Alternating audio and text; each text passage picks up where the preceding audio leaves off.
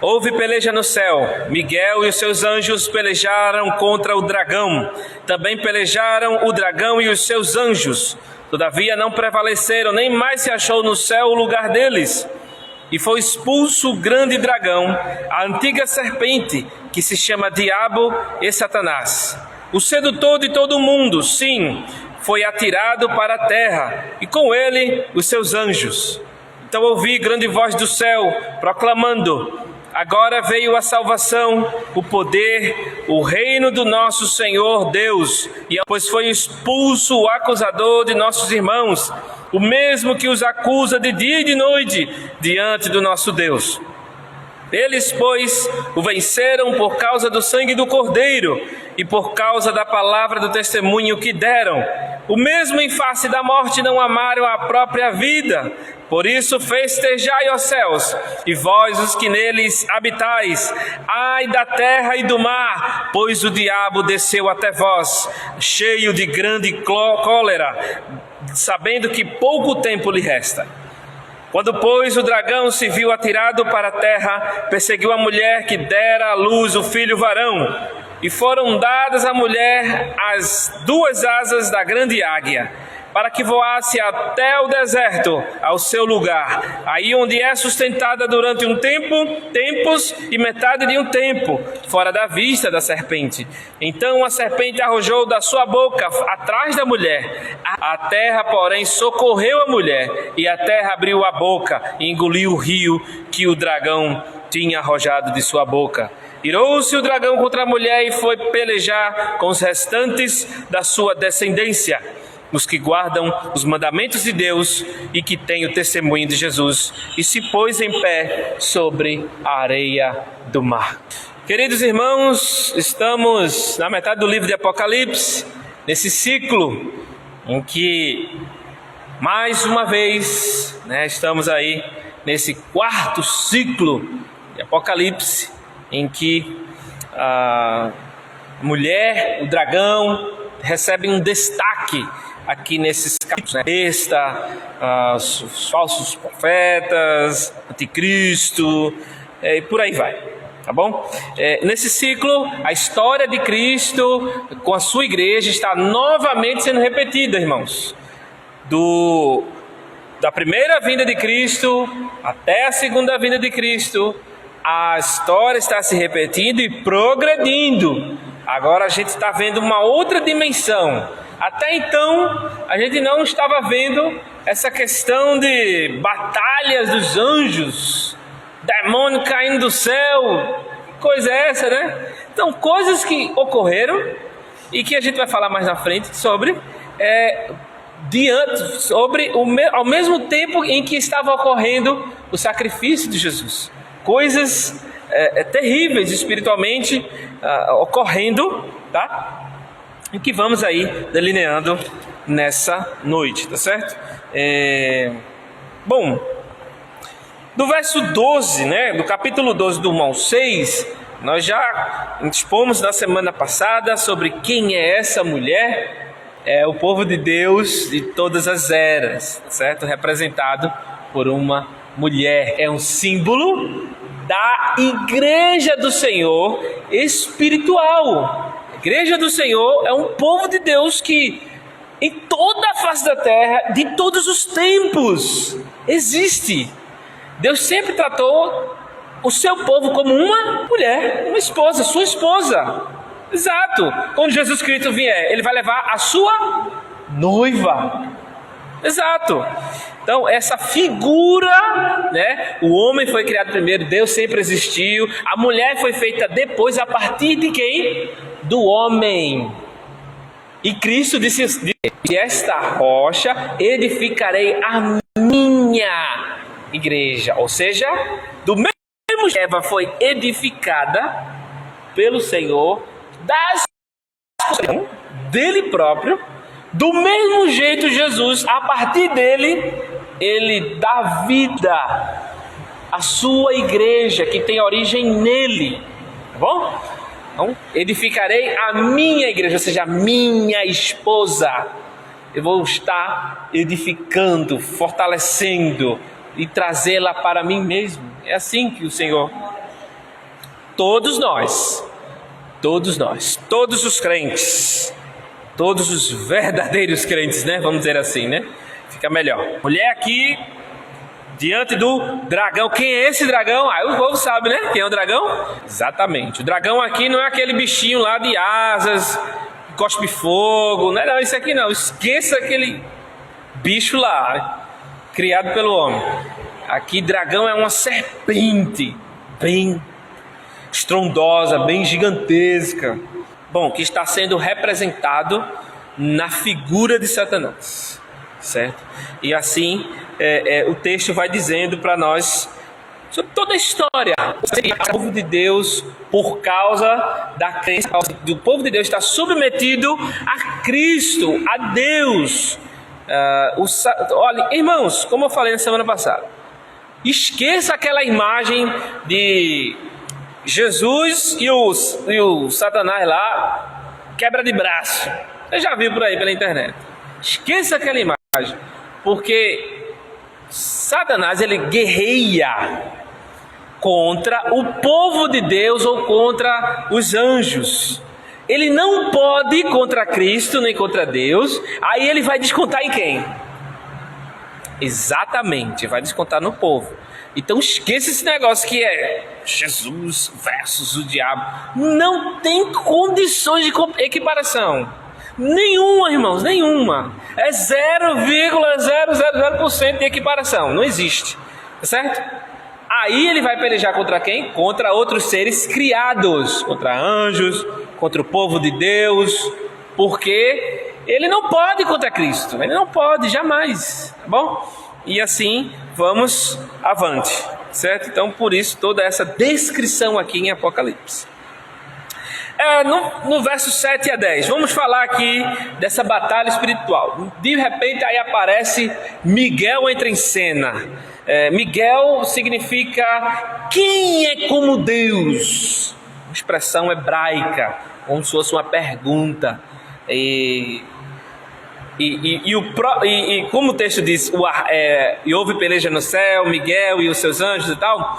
No livro de Daniel, Daniel 10, 13, 10, 21 e 12, 1.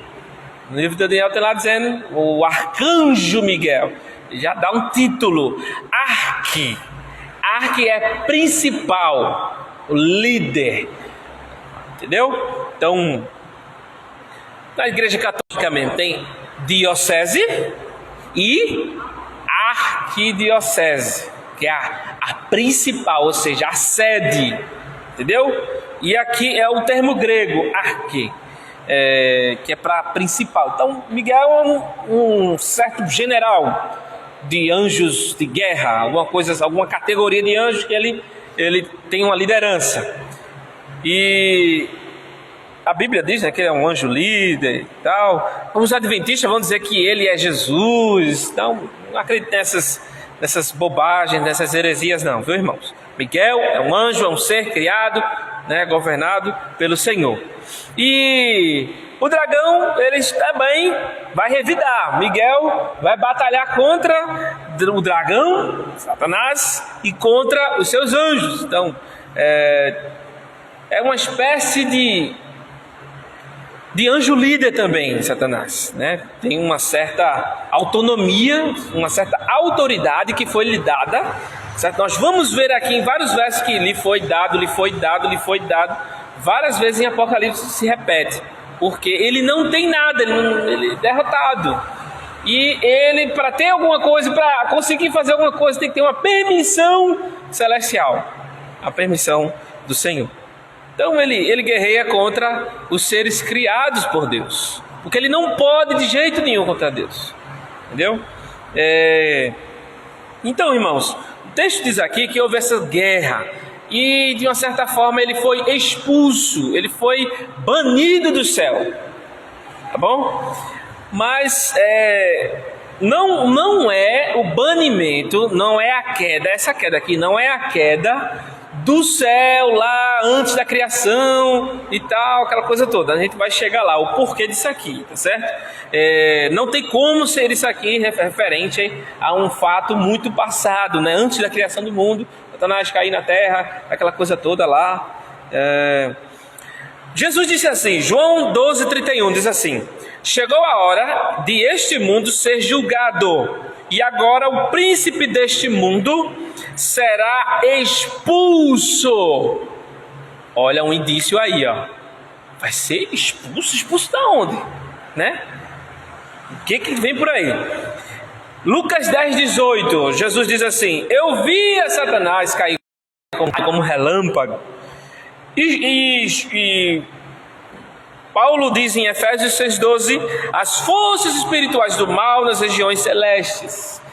Enfim, irmãos, quando Jesus completou a sua obra redentora, o próprio inimigo, ele tinha um certo acesso numa dimensão cósmica celestial, a gente não sabe como, de acusar um posto no céu, né? De acusador. Como assim? Um promotor. Poxa, a profissão dele. E aí, lá em Jó, você lembra lá que ele se apresenta junto com outros, e ele está entre eles e tal. Aí Deus pergunta: de onde vem Satanás? De passear a terra e rodear por ela. Olha aí o indício. Ele tinha um certo acesso, como se fosse uma promotoria dos infernos, né? Vamos dizer assim. E aí, nas regiões celestes, da dimensão celestial, em alguma dimensão cósmica, irmão, nós não sabemos. A gente não crê, claro, que não é lá no trono onde está o juiz de quatro anciãos. Não, nosso Deus enche todo o universo. Então, alguma dimensão cósmica celestial, a gente não sabe, que ele tem esse acesso a Deus para fazer as orações dele. Veja como ele é bem religioso. Ele é muito religioso, mais do que muita gente. O Tiago diz que ele crê e estremece. Você é crente? Os demônios creem e estremecem. Jesus, Filho de Deus, que viesse fazer aqui? Os demônios fizeram uma petição a ele, né? Uma oração. Por favor, não nos deixe. Nos lança para aqueles porcos ali. É oração, e foi atendido. Você ouviu até a oração dos bichos lá Enfim, mas é outro assunto, né? E assim, ele em posto de acusador, ele sempre acusou os irmãos. Nós vamos falar sobre isso mais para frente. Por que é chamado de acusador, né? Mas o texto está dizendo que eles não prevaleceram, tá? Eles tinham esse posto, esse acesso, mas foram derrubados para onde? Para a terra. Ou seja, o texto está dizendo que eles estão na terra, que a dimensão de atuação deles é na terra. Não estão no inferno. Agora, existe uma dimensão infernal em que existem anjos detidos lá também. Alguns textos de Pedro, de Judas, a gente já falou em outros textos, eu não vou repetir, tá certo? Mas alguma prisão existe para alguns demônios, sei a razão. Mas uma boa parte está solta por aí, fazendo estrago. E assim, irmãos, eles não estão lá no inferno com tridente, cutucando as pessoas. Cuidado com essas maluquices, viu? Isso são fantasias que foram criadas ao longo da história da igreja romana. Muitas falácias, coisas sem base bíblica nenhuma. É gente que sonhou, gente que diz que foi para o inferno, gente que... nenhum dos apóstolos foram no inferno, nenhum deles. Não, nenhuma desses. Para o céu foi. Paulo foi.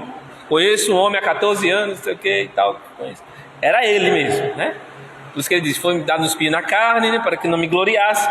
Paulo foi. Deixa eu ver mais. O João, né? E outros que tiveram visão do céu, como... Ezequiel teve visão do céu, o próprio Jacó, visão da escada do céu. Enfim, mas ninguém aqui foi no inferno. Os cabos eram crentes, viu? Aí chega aí um camarada, foi 7 vezes no inferno. Já viu esse posto já? Eu fui 7 vezes no inferno, eu fui 10. Muito fácil, queridos, a gente ter uma imaginação e aquilo ficar incomodando a gente, ou ficar pensando naquilo, quando você for dormir, aí você vai sonhar. Aí esses sonhadores aí, eita, fui levado para o inferno e lá eu vi o povo. E eu preciso acreditar no seu sonho para crer que existe um lugar de condenação? Que Jesus mais falou mais do inferno do que do céu, gente? Que absurdo, né? Então, eles não foram para o inferno, eles foram para a terra. E assim, esses demônios, a atuação deles, estão no campo humano, né? Escravizar os seres humanos, sistemas mundiais escravizados, governados. Tem a mão de Satanás. Em todas as culturas existe aquilo que é beleza de Deus nas culturas, e existe vamos dizer assim, a deturpação naquela cultura, ocasionada pelo inimigo. O fato das pinturas, as vestes, o jeito de viver, não quer dizer que é demoníaco, tá? Em alguns aspectos, né, demoníaco. Como na nossa cultura temos coisas terrivelmente demoníacas e coisas que são belas da cultura, né? As questões pecaminosas, diabólicas, tá certo? Então, nem tudo é mal na cultura. Enfim, estamos falando aí, né, desse aspecto.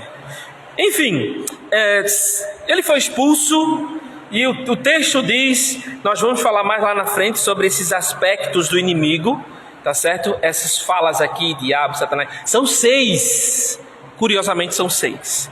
Mas por que isso aqui aconteceu? Porque no próprio verso 10 diz assim: agora veio a salvação, o poder, o reino do nosso Deus e a autoridade do seu Cristo. Só a primeira parte do verso 10. Porque Jesus venceu, tá certo? Essa expulsão do inimigo, de posto de acusador, foi banido. Por quê? Jesus completou a sua obra medianeira na terra e subiu ao céu e tomou assento à mão direita de Deus. Sua entrada no céu tornou impossível a Satanás comparecer diante de Deus para acusar os santos. Jesus assumiu o papel de advogado junto ao Pai, diz lá em 1 João 2,1. Ele pagou o preço pela nossa liberdade. E como resultado, Satanás se tornou incapaz de apresentar acusações caluniosas contra o povo de Deus. O que é que diz em Romanos 8,34? Quem tentará acusação contra os eleitos de Deus? Quem? Não tem como mais. Esse posto dele de acusador foi banido. Tá bom? Ele foi derrotado de uma vez por todas. Assim a Satanás e as suas hostes foi negado um lugar na presença do Onipotente. Desde a vitória de Cristo sobre o pecado e a morte, esses espíritos maus não podem mais comparecer diante de Deus para acusar os santos. Veja que privilégio que nós temos termos um advogado junto ao Pai, em que podemos depositar nossa confiança nele, nos arrepender dos nossos pecados. Sejamos um exemplo como Davi, que era segundo o coração de Deus. O que é isso? Era alguém extremamente quebrantado. Eu estou bem longe ainda de chegar naquele nível de Davi. Imagina, o cara é rei. Aí o camarada pecou feio. Todo mundo lembra desse pecado dele, mas não consegue muitos de nós não conseguimos atingir esse nível de quebrantamento dele, em que veio o profeta, deu aquela volta, né? Falando das ovelhas, que o homem tinha, ele pegou lá do camarada, o camarada que só tinha uma. Deve ser morto, deve ser. Tudo a ver. Se fosse eu, já ia dizer: saia daqui. Sabe o que você está falando? Essa frase do extremo orgulho nosso, né? Essa frase é histórica brasileira. Vocês sabiam disso? Sabe com quem você está falando? É brasileira. Isso é uma perversão na cultura. É um mal que existe na nossa cultura. Você vai levar uma multa de trânsito, sabe com quem você está falando? Né? Eu sou filho do... Eu trabalho junto com... Davi poderia fazer isso. Sabe com quem você está falando? O rei de Israel. Não. Chorou. Se quebrantou. Isso é ser segundo o coração de Deus. Quebrantamento absoluto. Veja que impressionante. Que Deus ocasione isso em nossos corações, nos quebre cada vez mais. Tá bom? Entretanto, ele fracassa miseravelmente em seu empenho em virtude da graça perdoadora de Deus, através do sangue de Jesus Cristo, que Jesus Cristo derramou. Hebreus 9:22 diz assim: de fato, segundo a lei, quase todas as coisas são purificadas com sangue, e sem derramamento de sangue não há perdão. Por causa do sangue de Cristo, nós vamos ver mais adiante, é que nós vencemos o nosso inimigo. Então, por causa de Cristo, irmãos, Cristo ocasionou tudo isso aqui. Jesus diz em Colossenses que na cruz ele zombou de Satanás e dos principados e dos poderes, porque esses inimigos, esses demônios, que estavam fazendo de tudo para Jesus não chegar até a cruz. Desce da cruz para ver se tu... Satanás não queria. E Jesus deu a vida dele em favor de muitos, em favor dos seus. E assim ele conquistou toda a autoridade e poder. Então, Jesus sobe, Satanás, desce, sai desse posto de promotor que eu, o advogado dos eleitos, cheguei aqui nos céus, grande e vitorioso. O Senhor, ele tem essa autoridade. E assim foi expulso, porque ele já havia avisado: o príncipe deste mundo será expulso. Posto dele de acusado e mentiroso. Enfim, as indicações aqui, que tem no verso 9. Olha lá, grande dragão, a antiga serpente, diabo, Satanás, está lá no verso 9. Mas também no verso 10 diz que ele é acusador dos nossos irmãos. 6 em Apocalipse é o número da humanidade. Então a atuação dele representa isso. Os artifícios dele na humanidade. Porque a humanidade também é alvo da restauração de todas as coisas, do amor de Deus, do sacrifício de Jesus. Então ele vai fazer de tudo para acabar com a vida das pessoas. Ele faz de tudo. Esse número 6 que está embutido nos seus títulos e seus nomes próprios é referente à sua atuação maligna na humanidade. Bom, o número 6 sempre vai ser o número do homem. O homem foi criado em qual dia da semana? Na sexta-feira, né? No sexto dia. É isso aí. O homem, no mesmo dia, a mulher. Certo? E o casamento foi no mesmo dia também. Olha que privilégio, né? Adão, Eva, nasceu e casou no mesmo dia. Olha que maravilha. Mas foi assim, né? Na criação, foi assim. E, bom, vamos falar aqui alguns aspectos dele, né? Diabo, a palavra grega diabolos, abandonar ou cruzar, dividir, acusar, culpar, caluniar, informar, rejeitar, enganar. Enfim, é difamar o outro, né? Um dos grandes papéis dele é essa de difamar as pessoas. Serpente, essa serpente que está falando, a antiga serpente, é a serpente lá do Éden. Bom, essa serpente, ela enganou Eva, ela iludiu, ludibriou Eva, sendo a primeira mulher, a mãe da vida, né? O termo hebraico Eva, na representação também na figura como povo de Deus, Eva, né? Pelejarei contra ti e a tua descendência, contra seu descendente e tudo mais, né?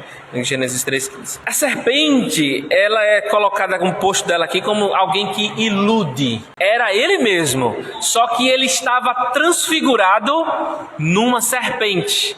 Lá em 2 Coríntios, o próprio texto lá, Paulo diz que Satanás, ele se transfigura até em quê? Anjo de luz. Sabe o que isso quer dizer?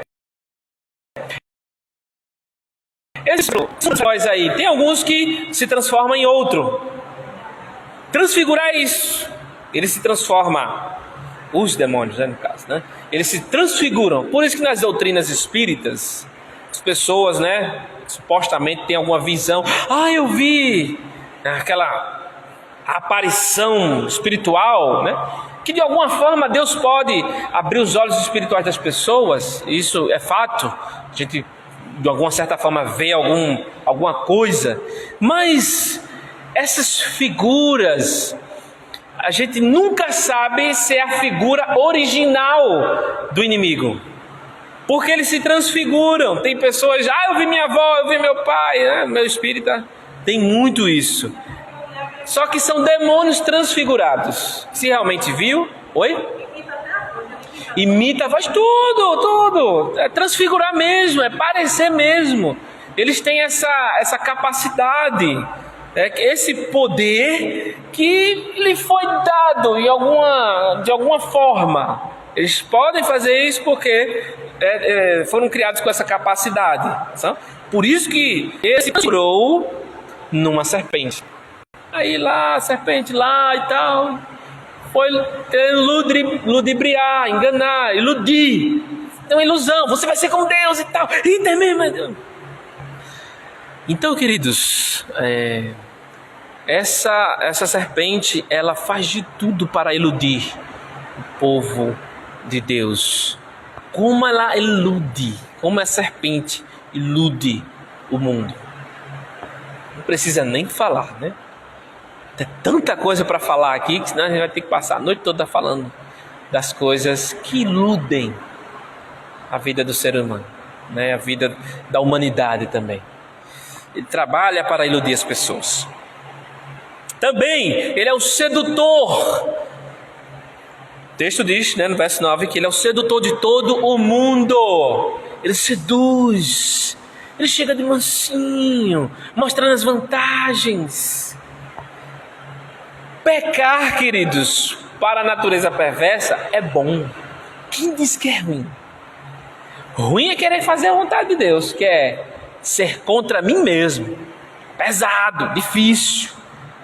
E aí ele aproveita a natureza perversa do homem e vai, isso aqui tá bom, continua desviando aquele dinheiro, ninguém vai descobrir não, continua escondendo aí aquele pecado, tá tranquilo, fica peixe, fica tranquilo, continua aí com aquela boizinha, no chamego lá, fica tranquilo. E aí a pessoa vai se seduzindo pelo dinheiro, pelos poderes, pela fama, pelo sexo e tantas outras coisas, irmãos. Tantas outras coisas. Nosso inimigo, queridos, não é o comunismo, não é o conservadorismo político ou capitalismo, não é nada dessas coisas. Nosso grande inimigo é espiritual. Que ele atua em todos os sistemas humanos. É triste, né? Enfim. Acusador mentiroso, é um dos postos dele. Ele ainda acusa, tá certo? Nós vamos falar mais um pouco. Lá em 1 Reis 22, 17 a 23, relata a história de um espírito mentiroso que vem diante de Deus, veja, antes da cruz de Cristo, para se colocar como um espírito de mentira nos falsos profetas. E aí, Deus vai Porque o povo estava com o coração tão duro que estava acreditando em coisa boa. Vamos acreditar só em coisa boa, mas se arrepender, uma mensagem de arrependimento não queria acreditar não. Aí Deus permitiu que um espírito mentiroso entrasse na boca lá dos profetas lá e começassem a profetizar: maravilhas, o mundo vai melhorar, nós vamos... Aí esses pregadores aí, né, teologia coaching, pregadores da prosperidade e tantos outros. Aí esses camaradas aí. Mas naquela época ali, ele se colocou lá, né, e se colocou no lábio do profeta para enganar os reis de Judá e de Israel. Jesus chamou ele de mentiroso e pai da mentira, o grande inventor da mentira. É ele. João 8,44. Outra questão de acusador no Antigo Testamento, que na maioria das vezes esse texto tem base, né, no verso 10, que ele foi expulso, o acusador de nossos irmãos, que mesmo que acusa de dia e de noite. Ou seja, mais preciso referente à passagem de Zacarias, capítulo 3, versos 1 e 2. Tem 6 versos lá que fala lá do renovo de Jessé, que é Cristo. Né? A visão celestial que Zacarias está tendo é a roupa do sumo sacerdote. Esqueçam, meu querido, é Josué, sumo sacerdote, lá do exílio. Então, em certa forma, ele estava praticando pecados, não estava agradando a Deus, e a visão que Zacarias tem é de ele com as roupas manchadas.